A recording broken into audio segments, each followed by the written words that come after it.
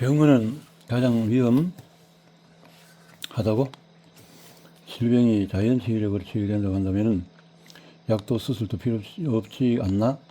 의문이 생긴다. 결론적으로 질병의 90%는 약도 수술도 필요 없다. 병원은 질병에 걸리기 가장 쉬운 위험한 곳이다. 왜 그럴까? 원래 병원이라는 것은 감염증 등 온갖 질병을 앓고 있는 환자들이 모여드는 곳이다. 더구나 환자는 병원의 대합실과 진찰실에서 기침과 재채기를 한다. 그 입에서 방출된 바이러스는 의자와 손잡이에 기생하고 있거나 공중에 떠돌아다닌다. 병원을 찾아온 사람이 바이러스가 떠돌아다니는 공기를 흡입하거나 오염된 의자와 손잡이를 만지면 그것에서 감염이 시작이 된다. 사스 중증급성 호흡 증후군 감염 확대는 이런 사실을 보여주는 좋은 사례다. 사스는 홍역 바이러스와 비슷한 사스 바이러스가 기침과 재채기로 다른 사람의 호흡기에 침입함으로써 감염이 된다. 사스 환자 70% 이상이 병원에서 감염되었으며 감염자 대다수가 의사와 간호사처럼 의료계에 종사하는 사람이다. 병원에 간다는 것은 질병을 옮아올 가능성이 있는 위험한 행위이기도 하다는 사실을 명심하기 바란다. 환자는 의사가 건강하게 해줄 거라고 믿고 병원을 찾아간다. 별로 아프지도 않은 사람이 수술과 투약 등 의료 행위를 받음으로써 진짜 환자가 되어 버린다. 이것을 의원병이라고 한다.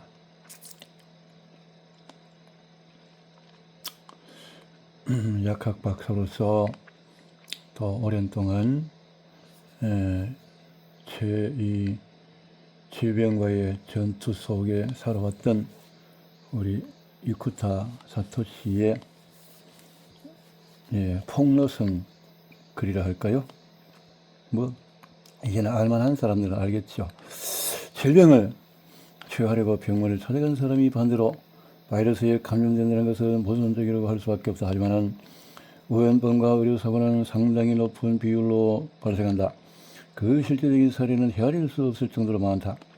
간암을 일으킨다는 B형 C형 간염 바이러스가 대표적인 예이다.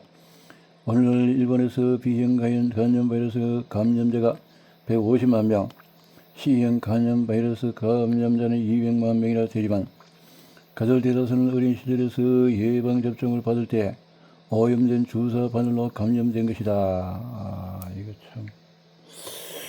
그 진료 행위가 없었으면 안 받을 일을 받아버렸네요.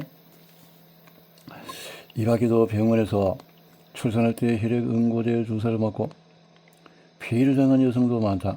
상당히 많은 혈액 응고제가 오염되어 있어 자신도 모르는 사이에 C형 간염 바이러스에 감염된 것이다. 2008년에 일본의 후생노동성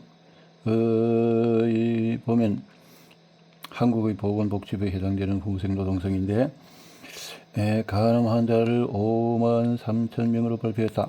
그중에 80%는 C형 간염 바이러스가 원인인 간암 때문에 정부에서도 의원병이 심각한 지경까지 이르렀다는 사실을 알게 되었다. 하지만 의원병 실태는 참으로 파악하기 힘들다.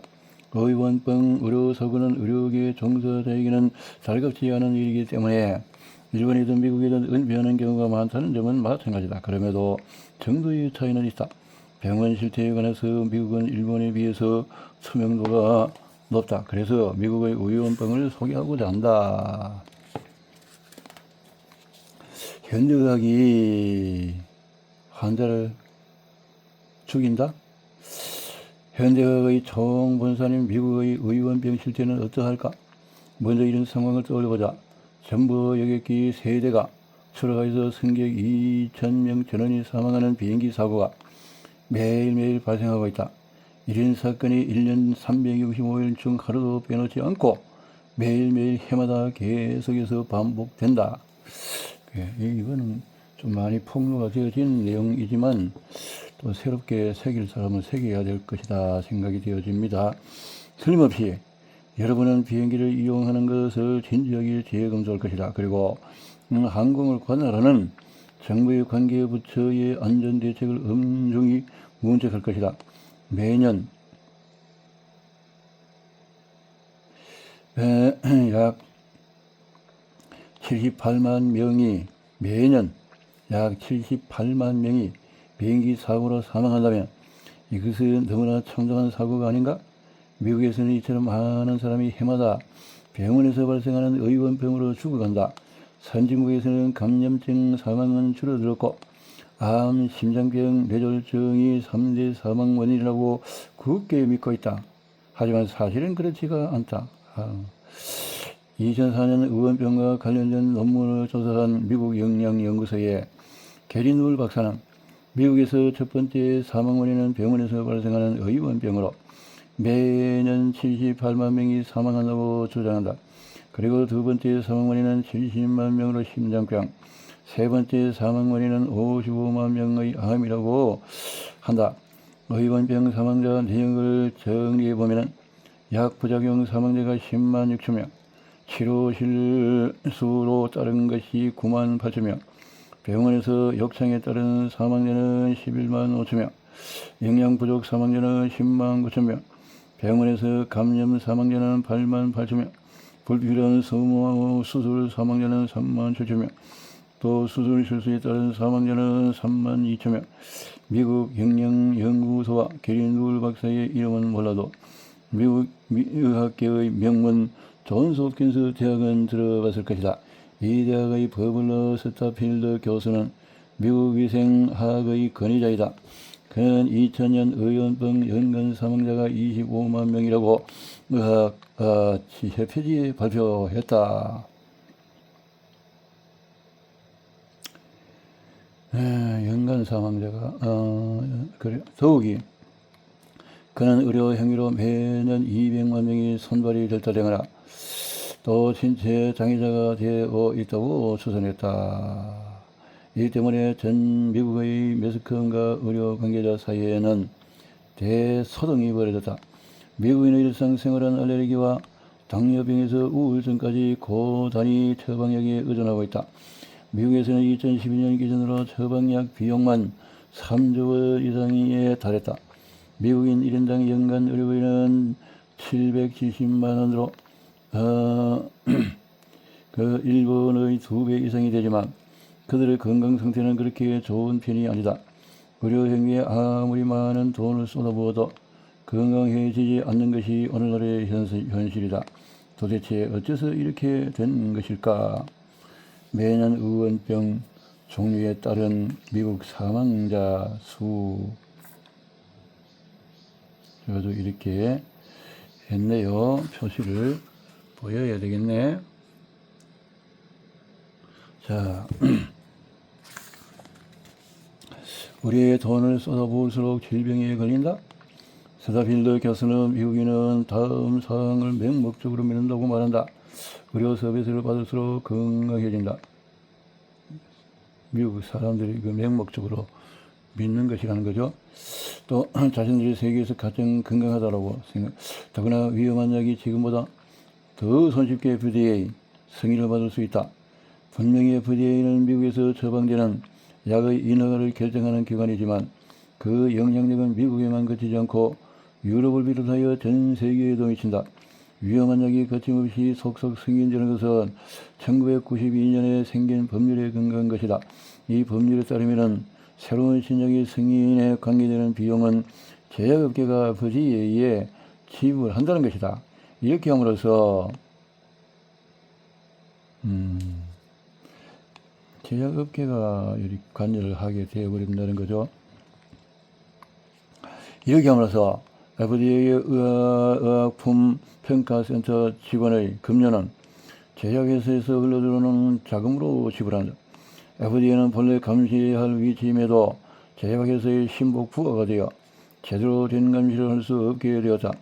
스타필드 교수가 알아낸 의원병 피해는 보험회사, 질병지향적인 의학계, 또 제약회사, 의료기기회사 등 의료산업에 대한 강렬한 고발장이 되었다. 이런 기업에는 선거에서 의원들의 당락을 좌지우지할 정도의 파워가 있다. 즉 이런 기득권 수익자가 정부를 컨트롤할 수 있다는 것이다. 물론 FDA는 이미 기득권 수익자에게 강력한 영향을 받고 있다. 하지만 대부분의 일반 사람들은 이 사실을 전혀 모른다. 의료 산업이 스폰서인 매스컴이 이 점을 보도하지 않기 때문이다. 여러분이 알아두어야 할 사실은 몇 가지 약은 위험할 뿐만 아니라 많은 약이 과잉 또는 부적절하게 사용되고 있다는 점이다.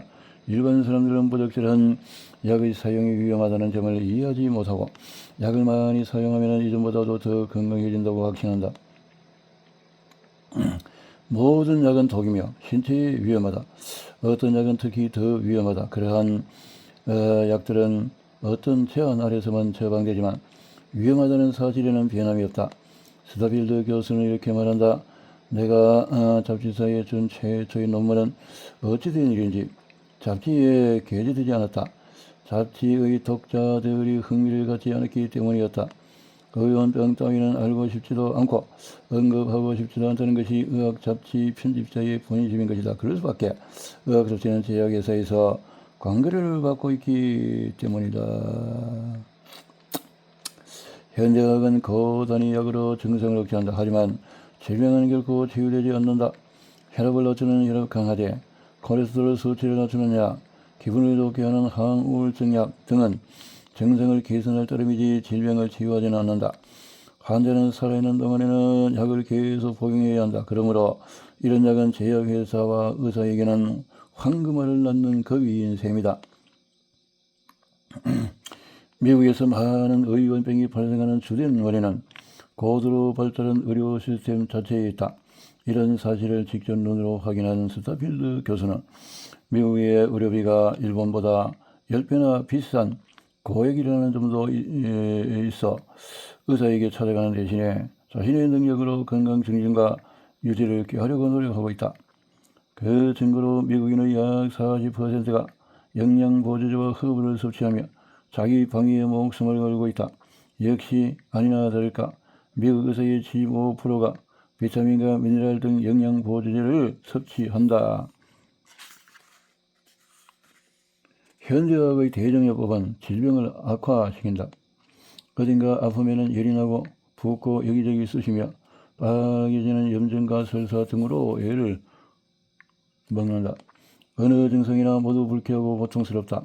현대의학의 목적은 이 불쾌하고 고통스러운 증상을 약으로 가능한 한 신속하게 제거해버리는 것이다. 그러나 이런 불쾌하고 고통스러운 증상은 질병에서 회복하는 데 필요한 과정이다. 동종요법. 또 이것은 명현호전 반응인데 사람들이 모른다는 거죠. 질병을 싸워야 되는데 오히려 대정요법으로 악화시키고 있다.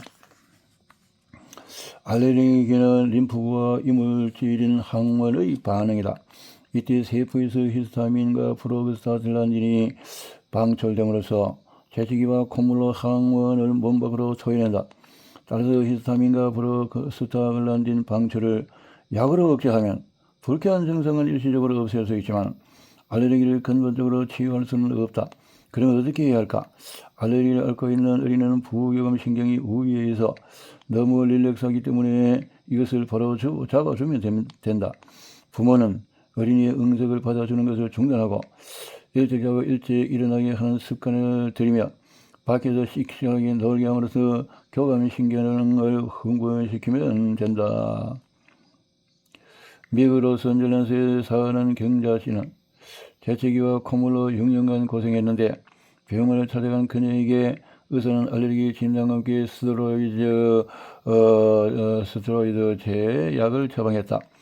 스테로이드 제약을 복용하니까 불쾌한 증상은 즉시 가라앉았다. 그녀는 증상이 나타날 때마다 스테로이드 제약을 복용했다. 이것을 여러 차례 반복한 후에 그녀에게 이상 징후가 나타났다. 몸과 얼굴이 부어오르고 전신에 기운이 없고 한기를 느끼며 침대에서 일어나 앉아 있을 수가 없게 되었다. 스테로이드 제의 무시무시한 부작용이 그녀를 음수한 순간이었다. 그녀는 하는 수 없이 직장을 일주일 쉬었다. 그녀는 수입이 줄어드는 두려움에 떨면서 스테로이드 제의 무서움을 처음으로 실감했다. 그래서 그녀는 다른 병원의 의사를 찾아갔다. 그녀를 진찰한 의사는 스테로이드 제를 복용을 중단시키고 식생활도 정정 바꾸도록 제안했다. 그전 좋아하던 고기를 중단하고 야채 중심의 염분이 적은 식사로 바꾸었다. 의사는 그녀에게 낮에도 침대에만 누워 있으면 회복이 더딜 수 있으므로 한낮에는 걷기 운동을 하도록 하고 또 직장에도 복귀하도록 조언했다. 스테로이드 제의 무서움을 몸으로 체험한 경자씨는 다시는 스테로이드 제 복용을 하지 않겠다고 다짐을 했다. 주된 수단은 자연 치유력이다. 보조 수단은 의료와 약이다. 이렇게 해서 자연 치료를 키워야 될 것이다. 참을성이 없는 현대인들 너무 이런 항생물질을 남발하고 있다라는 거죠. 갱년기 장애는 질병이 아니다. 갱년기 장애는 갱년기란 일반적으로 여성들에게 폐경이 생기기 전의 몇 년간을 가리키는데 일반 여성의 폐경 연령은 45에서 53세로 되어 있는데 이 시기에는 그때까지 활동을 계속해오던 난소의 활동이 쇠퇴하기 시작하여 여성 호르몬 에스트로겐의 분비량이 점차 감소하고 호르몬 균형이 무너지기 때문에 울컥한 기분, 불면, 초조감, 손발의 저림, 우울증 등 증상이 나타난다. 많은 여성은 초경, 결혼, 임신, 출산, 폐경의 과정을 경험한다. 그때마다 체내의 호르몬 농도가 크게 변화한다. 교감신경과 부교감신경은 호르몬에 따라 조절되기 때문에 호르몬 농도 변화가 크면은 신경이 불안정해지고 몸이 화끈거리며 또 불안감이 커지기도 한다. 그러므로 갱년기 장애는 자연스럽게 발생하는 생리현상이지 결코 질병이 아니다. 그렇지요. 그래서 과정을 잘 견뎌나가면 될 것이다 하는 것이고 남성도 장년층을 거쳐서 노년층이 이르면은 남성 호르몬이 점차 줄어들기 때문에 일에 대한 의욕이 또 성욕이 감퇴하기 쉽다. 그러므로 갱년기 장애는 여성만이 아니라 남성에게도 발생할 수 있다. 하지만 갱년기 증상을 자주 호소하는 쪽은 압도적으로 여성이다. 그 이유는 폐경 여성이 인생의 커다란 전환점이기 때문에 그렇죠. 두 번째 이유는 여성은 남성에 비해서 시간적으로 여유가 많을 수 있어서 사소한 일에도 신경을 쓰기 때문에 반드시 해야 할 일이 있으면 거기에 전력을 투구하는데 그러면은 인체가 잘 생활을 활동을 통해서 그런 데 신경을 쓰다 보니까 잊어 넘어갈 수 있는데 그렇지 않으면 계속해서 그 일의 문제에 사로잡힌다는 거죠. 의미 깊게 살아가다 보면 긴장감이 있어서 바쁘게 생활한다. 그래서 이렇게 좀 좋은 스포츠 활동, 문화 활동, 예술 활동 등을 통해서 극복하면 좋을 것이다. 우리 신체에는 자연 치유력이 내재되어 있다.